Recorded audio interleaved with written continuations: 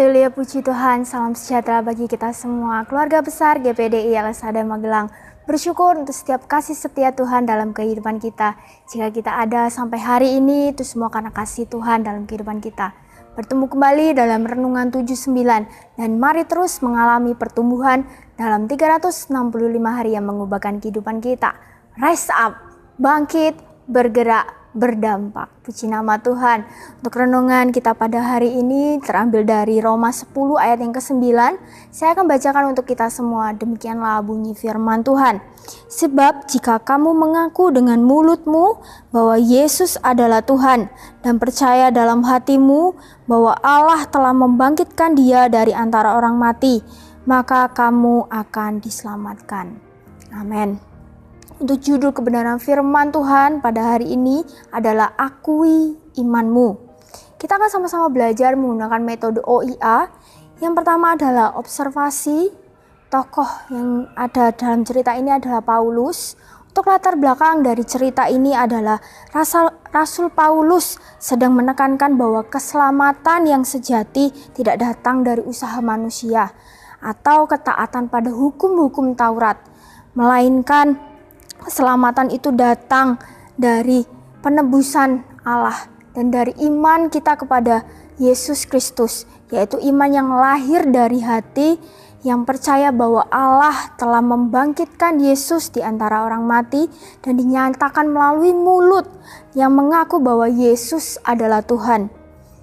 Karena pada masa itu banyak orang yang masih berpikir bahwa keselamatan hanya untuk orang Yahudi atau mereka yang mematuhi hukum Taurat.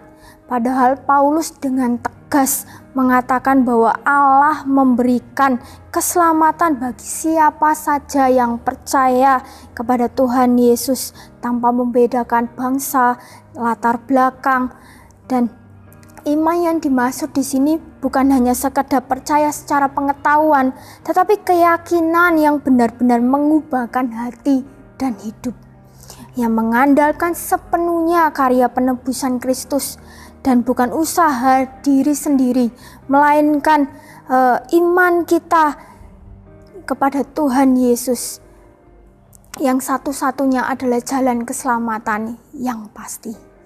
Untuk interpretasi apa yang bisa kita pelajari? Yang pertama adalah mengaku dengan mulut bahwa Yesus adalah Tuhan.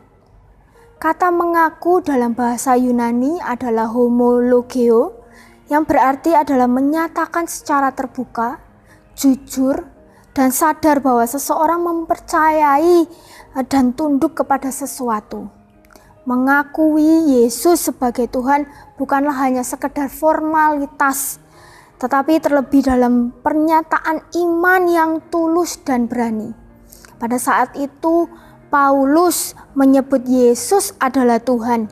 Ini merupakan pengakuan iman yang ekstrim, bahkan bisa mengakibatkan penganiayaan, karena pada saat itu hal itu adalah dianggap sebagai melawan kaisar, karena hanya kaisarlah yang boleh dianggap sebagai Tuhan. Seringkali banyak dari kita malu untuk mengakui iman kita di depan banyak orang. Tetapi melalui Paulus, ia memberi teladan untuk kita mengakui iman kita di depan banyak orang. Untuk kita tetap mengakui bahwa Tuhan Yesuslah satu-satunya juru selamat dalam kehidupan kita. Yang kedua adalah percaya dalam hati bahwa Allah telah membangkitkan Dia dari antara orang mati. Ini adalah inti dari iman yang menyelamatkan. Percaya dalam hati berarti menyerahkan seluruh hati, pikiran, perasaan, dan kehendak kepada kebenaran Injil. Mempercayai bahwa Yesus benar-benar mati karena dosa-dosa kita. Mempercayai bahwa kebangkitan Yesus adalah sebagai bukti Yesus adalah Allah. Dan mempercayai bahwa kebangkitan itu menjadi dasar hidup baru bagi kita. Dalam Alkitab, kata hati merupakan pusat dari keseluruhan kehidupan batinia. Sebagai contoh, Tuhan itu melihat hati. Kita bisa buka di dalam 1 Samuel 16 ayat yang ke-7. Pada waktu itu Nabi Samuel mengurapi Raja Daud bahwa Allah itu melihat hati. Iman yang sejati mengubah hati dan menghasilkan buah dalam kehidupan kita. Yang ketiga adalah, maka kamu akan diselamatkan. Ini adalah janji Allah yang pasti dan teguh bahwa siapapun yang dengan tulus percaya dalam hati bahwa Yesus adalah Tuhan dan bahwa Allah telah membangkitkannya di antara orang mati, serta sadar dan jujur mengakui dengan mulut akan menerima keselamatan dari Allah, yaitu dilepaskan dari hukum dosa, diperdamaikan dengan Allah, dan menerima hidup yang kekal. Bukan berdasarkan usaha, kebaikan atau keturunan, melainkan semata-mata hanya karena kasih karunia Allah yang tersedia bagi kita semua yang percaya kepada Tuhan Yesus. Kita bisa lihat dalam Efesus 2 ayat yang ke-8 sampai ke-9. Saya akan bacakan untuk kita semua. Demikianlah bunyi firman Tuhan. Sebab karena kasih karunia kamu diselamatkan oleh iman. Itu bukan hasil usahamu, tetapi pemberian Allah. Itu bukan hasil pekerjaanmu. Jangan ada orang yang memegahkan diri. Untuk aplikasi apa yang bisa kita pelajari? Ya, yang pertama adalah berani mengakui iman kepada Yesus di hadapan orang lain. Mengaku dengan mulut berarti secara terbuka tanpa malu menyatakan bahwa Yesus adalah Tuhan dalam kehidupan kita.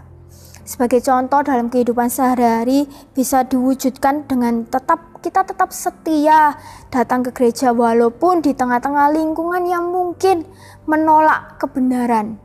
Atau kita bisa tidak malu menunjukkan iman percaya kita kepada Tuhan Yesus waktu kita ada perkumpulan pertemuan di lingkungan rumah. Yang kedua adalah menjaga hati, tetap percaya dan tidak goyah oleh keadaan. Percaya dalam hati bahwa Yesus bangkit berarti memiliki iman yang hidup, bukan hanya dalam pikiran tetapi diyakini sungguh di dalam hati.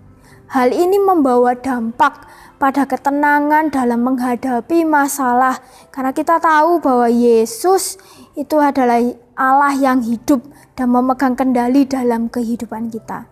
Contoh dalam kehidupan sehari-hari bisa kita lihat ketika kita sedang dalam keadaan tertekan, tetapi kita tetap yakin, kita tetap tenang untuk menghadapi tekanan yang ada, bahwa kita yakin bahwa Yesus adalah Allah yang akan menolong kita. Yang ketiga adalah hidup dalam pertobatan dan ketaatan sebagai bukti iman. Keselamatan bukan hanya pengakuan lisan, tetapi harus diikuti oleh kehidupan yang mencerminkan iman itu. Iman sejati akan menghasilkan ketaatan. Dalam kehidupan sehari-hari yang bisa kita pelajari adalah kita harus meninggalkan dosa, hidup dalam kasih dan menaati setiap firman Tuhan, apa yang menjadi kehendaknya dalam kehidupan kita. Sebagai ayat penutup, saya akan buka di Yakobus 2 ayat yang ke-17. Saya akan bacakan untuk kita semua. Demikianlah bunyi firman Tuhan. Demikian juga halnya dengan iman. Jika iman itu tidak disertai perbuatan, maka iman itu pada hakikatnya adalah mati. Amin. Untuk kebenaran firman Tuhan, Tuhan Yesus memberkati. Biarlah setiap firman yang kita dengar itu bisa bertumbuh dan berbuah dalam kehidupan kita semua. Terima kasih telah mengikuti Renungan 79. Kiranya dapat menjadi berkat bagi kita semua. Bagi Bapak, Ibu, Saudara-saudari yang ingin didoakan untuk pokok-pokok doa tertentu atau menceritakan kesaksian baik mukjizat kesembuhan, pemulihan masalah keluarga dan lain-lain, dapat disalurkan melalui chat WhatsApp di nomor 0813 2742 0088. Mari kita satu dalam doa. Bersyukur Tuhan untuk setiap kasih setiamu dalam kehidupan kita. Kita sungguh bersyukur jika kita punya Allah yang besar Tuhan. Tuhan, terima kasih untuk firman yang telah Engkau beritakan Tuhan, biarlah setiap firman ini bisa bertumbuh dan berbuah dalam kehidupan kita. Pada malam hari ini Tuhan, Engkau ingatkan kami Tuhan bahwa keselamatan itu bukan hasil dari usaha kami Tuhan, tetapi semuanya karena anugerah-Mu dalam kehidupan kami Tuhan. Kami mau percaya, kami mau mengimani Tuhan bahwa Engkaulah juru selamat kami Tuhan. Terima kasih Yesus, jadikan kami Tuhan anak-anak-Mu yang taat akan firman-Mu Tuhan, yang lebih lagi dengar-dengaran akan firman-Mu. Terima kasih Yesus. Kiranya diingatkan dan segala korban persembahan kami keluarga besar GPDI El Shaddai Magelang, kiranya diberikan kepada kami keluarga besar GPDI El Shaddai Magelang apa yang kami keluarga besar GPDI El Shaddai Magelang kehendaki, dan dijadikannya berhasil apa yang kami keluarga besar GPDI El Shaddai rancangkan. Terima kasih Tuhan untuk setiap firman, biarlah Roh Kudus-Mu yang selalu menuntun kami Tuhan. Hanya di dalam nama Tuhan Yesus Kristus kami sudah berdoa dan mengucap syukur. Haleluya. Amin.